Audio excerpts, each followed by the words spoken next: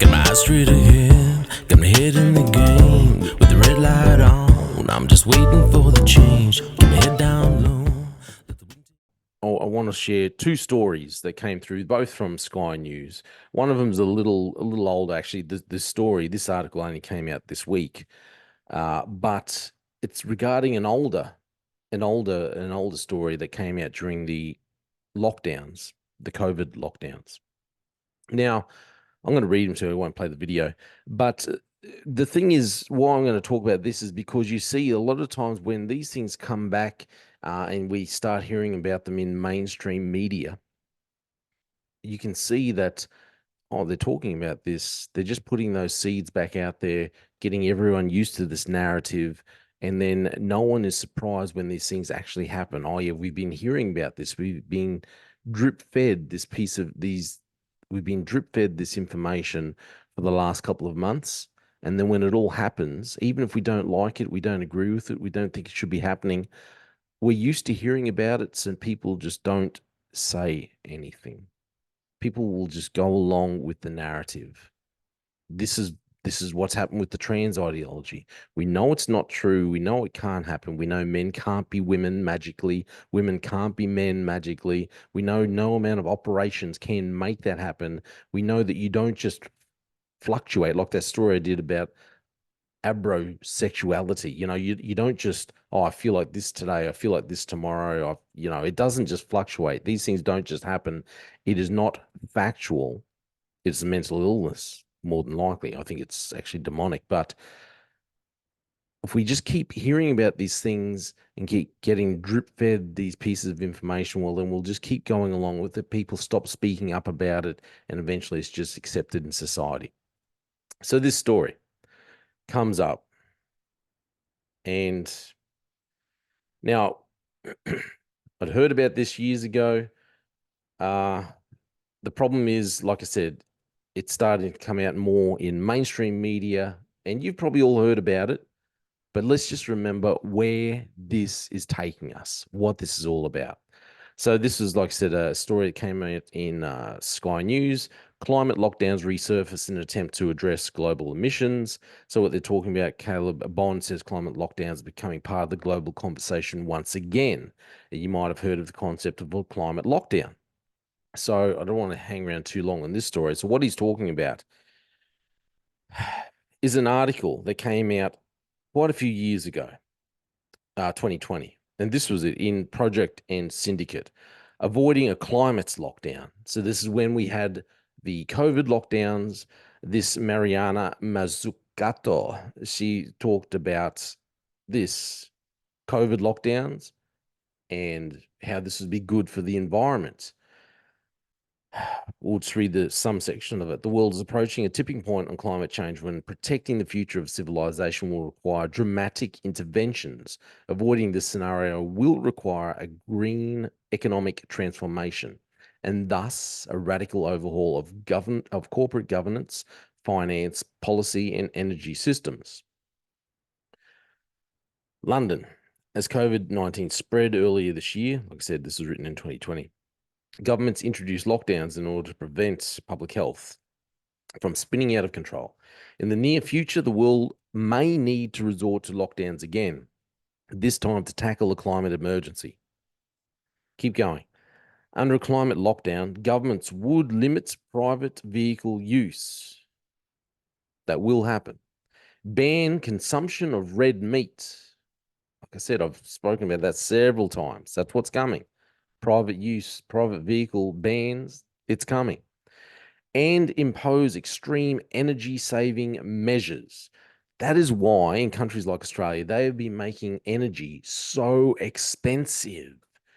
We have these blackouts, brownouts for a nation which should have no problem, absolutely no problem with the amount of coal we've got, with the amount of gas we've got, with the ability to harness solar energy that we have. We have like one of the biggest deposits of uranium in the world. We have no problem producing the materials, the minerals to create energy. Why do we have Why do we have blackouts? This has been manufactured by governments, and this is what they're talking about. So go back. Consumption of red meat, they're banning it, impose extreme energy saving measures, while fossil fuel companies would have to stop drilling to avoid such a scenario. We must overhaul our economic structures. Many think of the climate crisis as distinct from the health and economic crisis caused by the pandemic, but the three crises and their solutions are interconnected. Now, this story here, the issue with this story is it was picked up and reposted. It's probably reposted in all honesty. I believe it was probably produced or paid for by the World Business Council for Sustainable Development anyway. But they're the ones that reposted, and that's where really the story, I think, really, that's why it really took off. That's why it really made such a mark. People sat up and really took notice. So this is their website, the World Business Council for Sustainable Development. If you haven't checked out their website, check it out. It is flipping scary. The things that they talk about, they have taken off the veil a long time ago and just told us, hey, we are a tyrannical organization with goals of global domination. So they're not, they're not hiding these things. And this is what we're going to do. And you're going to have to just suck it up and endure it. So they've reposted this article here. The whole thing's still there. Climate lockdown, government would limit private vehicle use, ban consumption of red meat, all that stuff. And they're just telling us this is what it is. The climate crisis is also a public crisis, public health crisis. Global warming will cause drinking water to degrade and enable pollution-linked respiratory diseases to thrive. According to some projections, 3.5 billion people globally will live in unbearable heat. So you look through all the things that this World Business Council talk about. They want to control food. They want to control food consumption. They talk about healthy, sustainable diets. They talk about, our protein not coming from eating meat all the time. They talk about equity.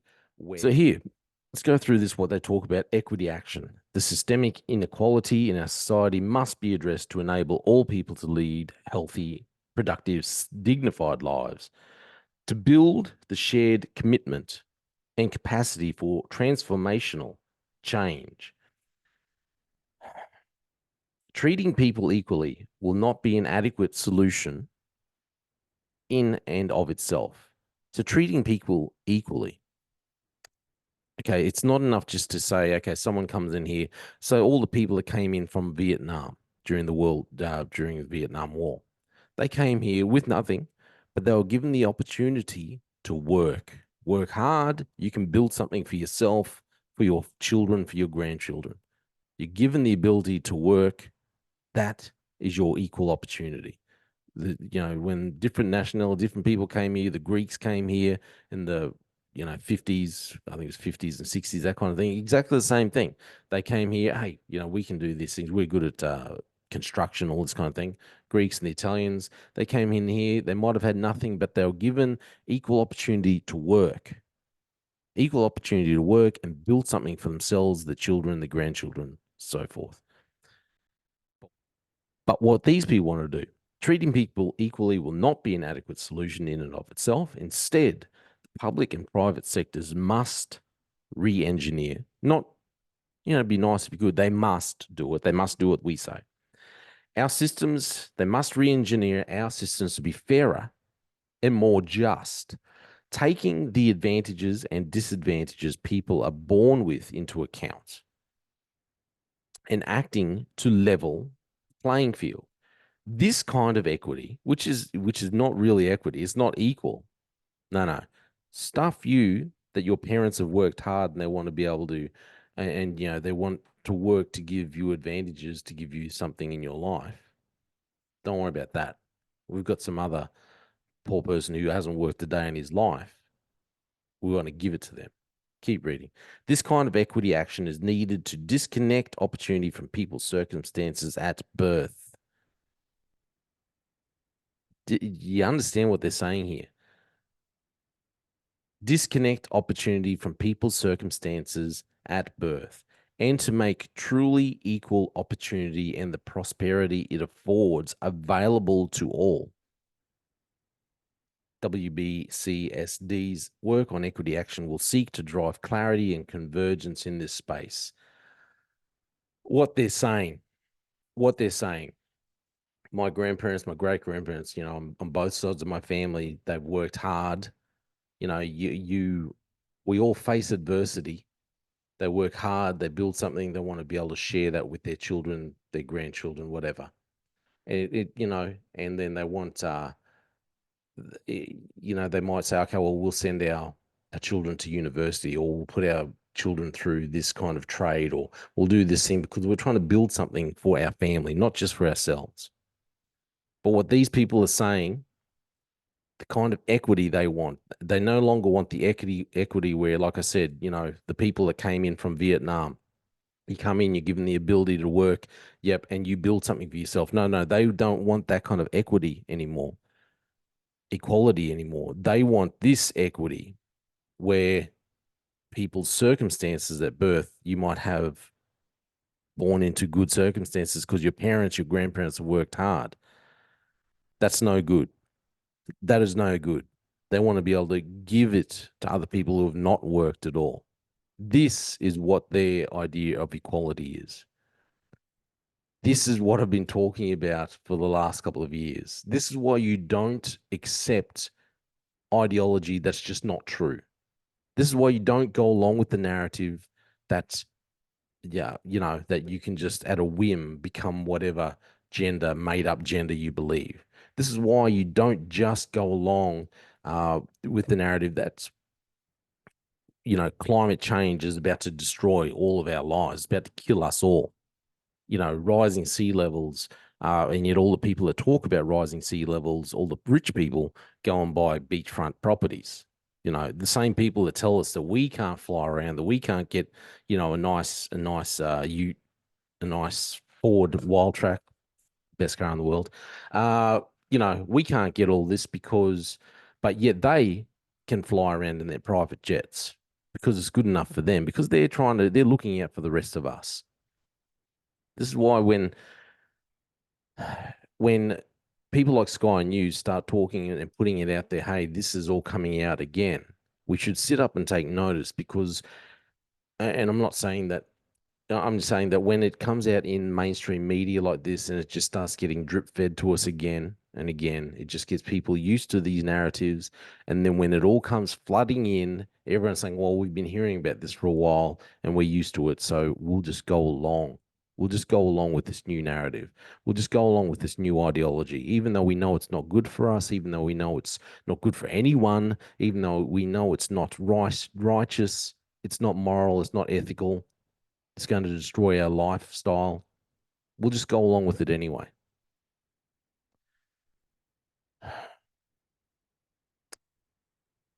If you don't believe, if you don't believe the Bible, I'll just tell you something. The way I look at it, I don't believe in coincidence. I don't believe in coincidence at all, and it's helped me. You've got to question things. I question everything. Question everything. Don't go along with coincidence. It's not coincidence that the Bible said over 2,000 years ago that described a scenario where we're going to have people telling us that we can't eat meats, or we can't eat certain foods, or that they want to control us.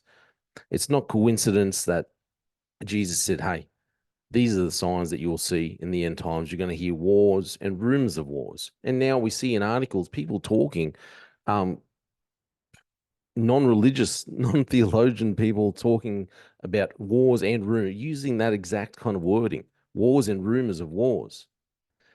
It's not a coincidence when the Bible describes a scenario where we're going to have a one world government, a one world leader, and he's going to impose upon people that they have to have a certain mark.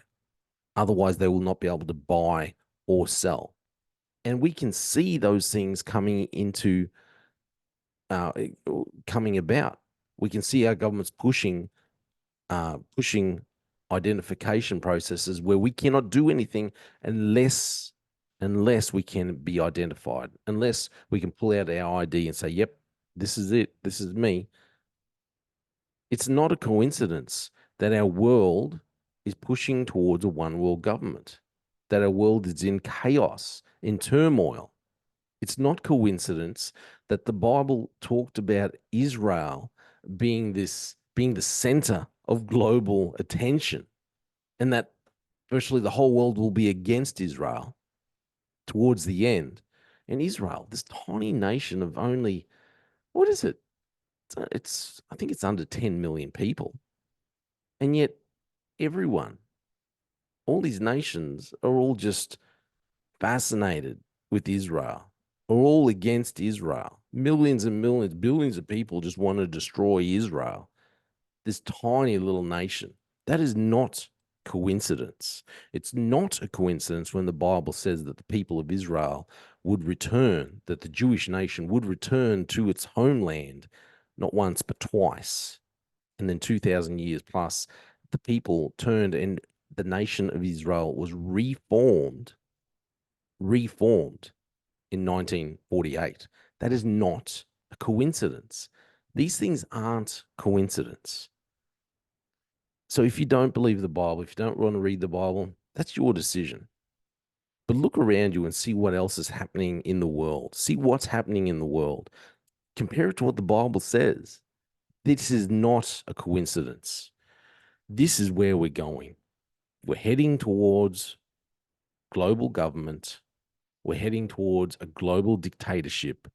We're heading towards more wars. We're heading towards economic collapse, which is being brought about on purpose by our governments, by players who, we all know, we can all see, we all look around and see the entities behind it.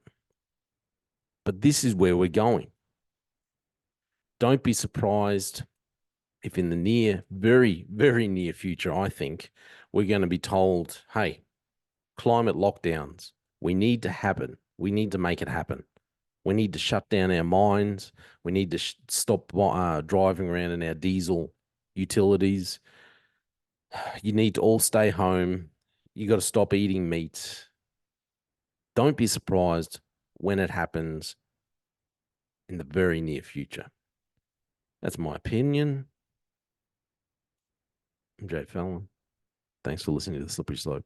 Just fuel a desire that will take me higher. I'm on fire because nothing's gonna bring me down. Nothing's gonna bring me down. Nothing's gonna stop me now. No more demons to be done. And nothing's gonna focus on the goal. Nothing's gonna stop me now. Nothing's gonna hold me down. Got my eye on the prize.